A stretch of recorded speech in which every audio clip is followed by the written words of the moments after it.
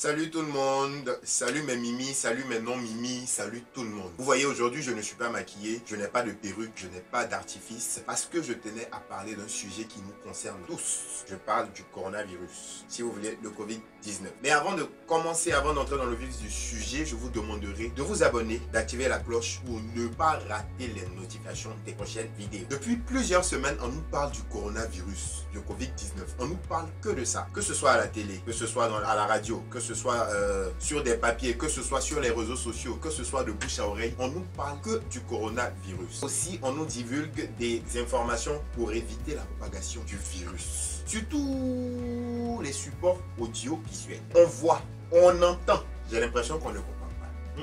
J'ai l'impression qu'on ne comprend pas. Pourquoi est-ce que je dis ça? Je dis que j'ai l'impression qu'on ne comprend pas parce que depuis quelques jours, on nous demande de limiter nos sorties, de limiter nos déplacements, voire même de rester confiné chez soi. En fait, quand on nous dit de rester confiné à la maison, on ne nous demande pas de voyager pour rester confiné là-bas. Non. On nous dit de rester confiné où on se trouve en ce moment, où la maladie nous a trouvé là. Restons confinés là. Ouais, je comprends les personnes qui veulent aller en famille, les personnes qui veulent partager les moments avec leur famille. Ça, je comprends. Mais disons-nous qu'on met nos proches en danger. Oui.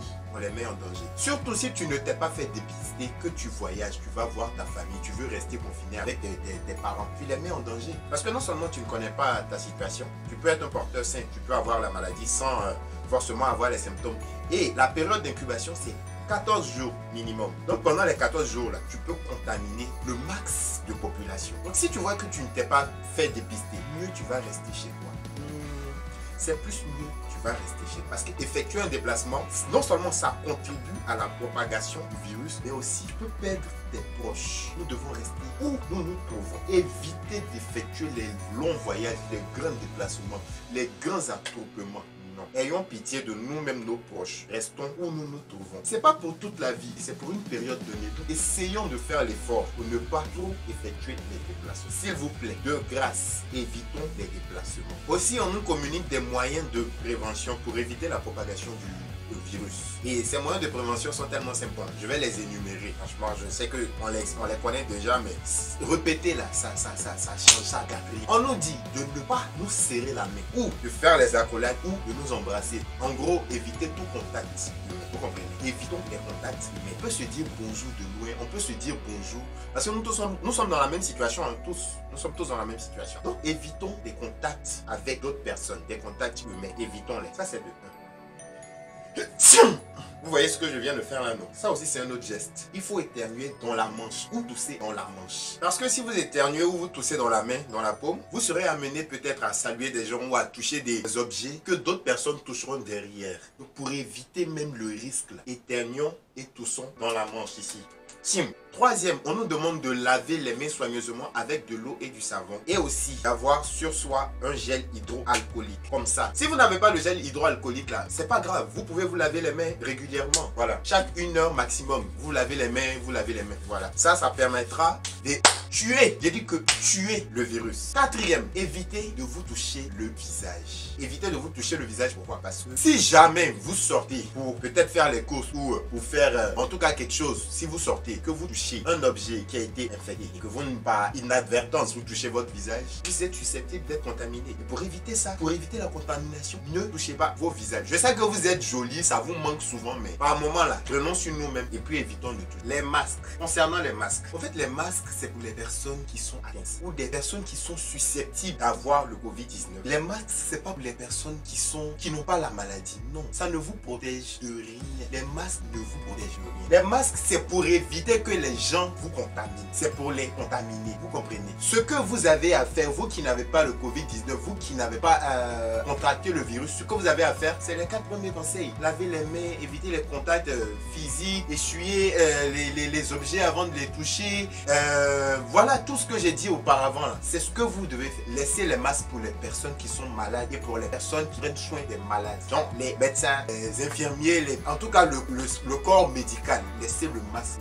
Le corps médical. Et je vais rajouter, essuyez tous les objets publics avant utilisation. Si vous devez utiliser un objet là, essuyez-le d'abord. Car le virus reste 24 heures sur du carton. Il reste 48 heures sur plastique et du fer. Donc évitons tous les risques. Essuyez les objets avant utilisation. Et ça, ce sont des mesures qui pourront nous aider à stopper la propagation du virus. Si tout le monde s'y met, bien sûr, parce que quand on donne il y a des règles comme ça, là, il ne faudrait pas que ce soit que 10 personnes ou 100 personnes ou 1000 personnes qui le fassent. Non, il faudrait que toutes les populations le fassent. Toutes les populations, sans distinction. Parce que ça, c'est une maladie qui n'a pas de critères. Le coronavirus touche les riches, ça touche les pauvres. Ça ne tient pas compte de la couleur de ta peau, ça ne tient pas compte de ta sexualité, ça ne tient pas compte de ton sexe, ça ne tient compte de rien, ça n'a pas de critères. Le corona touche tout le monde, donc nous sommes tous concernés. Ça, c'était le premier point. Je voulais soulever un autre point. Les courses dans les supermarchés, on emballe, on voit devant les supermarchés des files d'attente mais interminables. On nous demande de ne pas rester en groupe, de ne pas rester en contact. Mais vous trouvez le moyen de vous mettre en rang collé, comme si vous êtes dans un bus ou bien dans un métro, devant le supermarché. Et quand vous rentrez dans le supermarché, à la caisse, vous faites, on essaie de tenir compte de la distance de sécurité. Mais si dehors vous étiez déjà rassemblés, pourquoi maintenant dans le supermarché vous vous séparez? Ça sert à rien. En plus, nous savons que les commerces alimentaires ne seront pas fermés. Donc, nous pouvons aller faire nos courses à n'importe quel moment. Quand tu te rends au supermarché, que tu vois qu'il y a du monde, il y a un rang, te retourne. Après, tu peux venir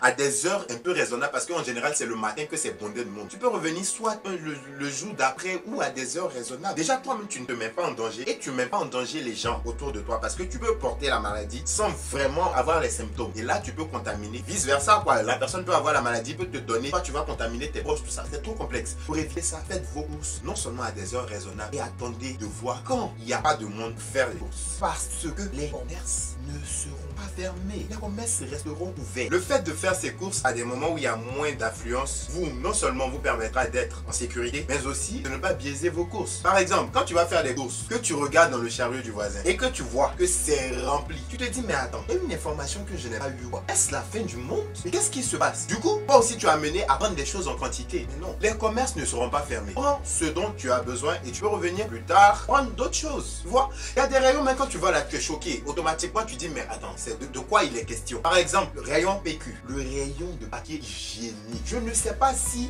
on a dit que le papier hygiénique est un aliment de substitution. Je sais pas. Je ne comprends pas, mais les rayons sont absolument, mais les rayons sont vides. En principe, nous sommes en crise sanitaire. Nous sommes confinés chez nous à la maison. Ça veut dire que nous n'allons pas faire du sport, nous n'allons pas aller au travail, nous n'allons pas faire d'activité physique en gros. Donc, on doit se servir de ça pour manger moins. Financièrement parlant là, c'est un avantage pour nous. Attends, pour nos cœurs, réduisons la quantité de nourriture quotidienne que nous mangeons. Ça la même. Non seulement ça va nous éviter de trop chier, parce que je sais que c'est pour chier, vous prenez les PQ. Si vous mangez moins, c'est les chier moins. Du coup, vous n'allez pas prendre beaucoup de PQ. Chez moi en Afrique, nous on n'a pas ce problème là. En tout cas, nous personnellement, on a un objet taille. On appelle le Seridaga. Seridaga. Pas jamais aller dans un magasin en Afrique et puis il manque PQ.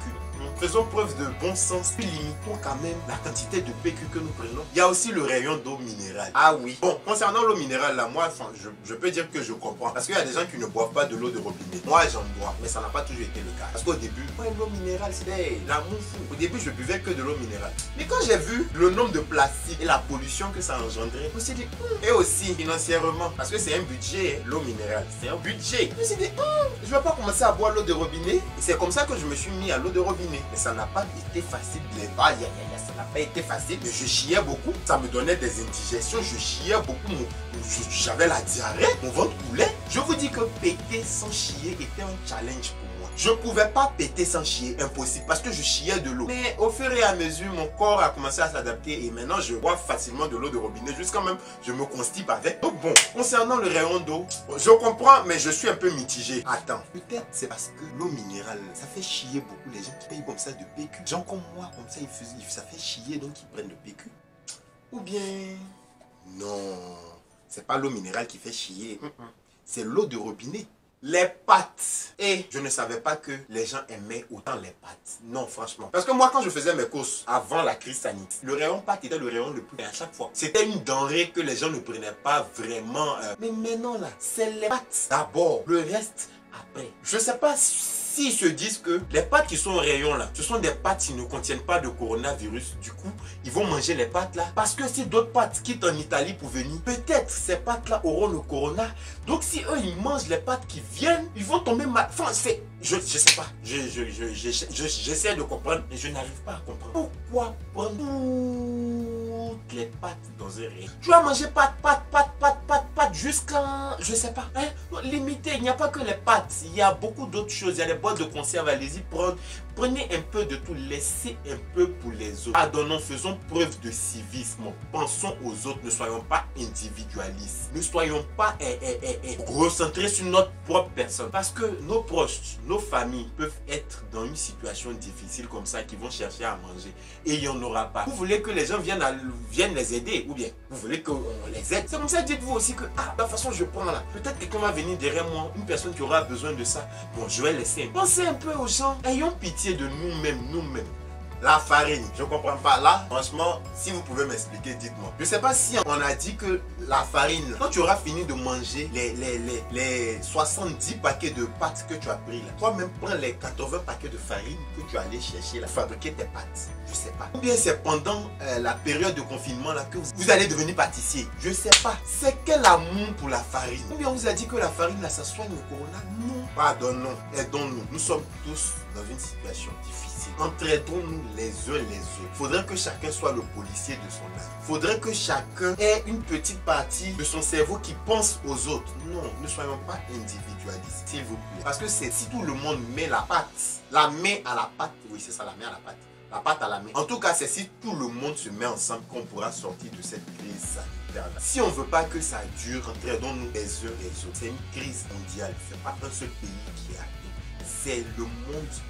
Essayons de faire un peu ce qu'on peut pour aider, pardon. Bon voilà, c'est le message que je voulais délivrer, c'est ma petite vidéo. J'espère que j'ai été de bons conseils et j'espère que cette vidéo là je ne peux pas dire vous aidera parce que vous savez déjà tout du Covid-19, mais j'espère que cette vidéo aussi pourra au moins aider les autres à aider, hein?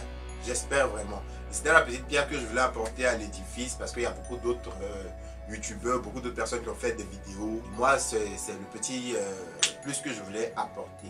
J'espère que ça sera avantageux et bénéfique pour nous tous. Sur ce, je vous dis, faites attention, lavez-vous les mains, prenez soin de vous, évitez tous les contacts physiques et surtout, restez chez vous.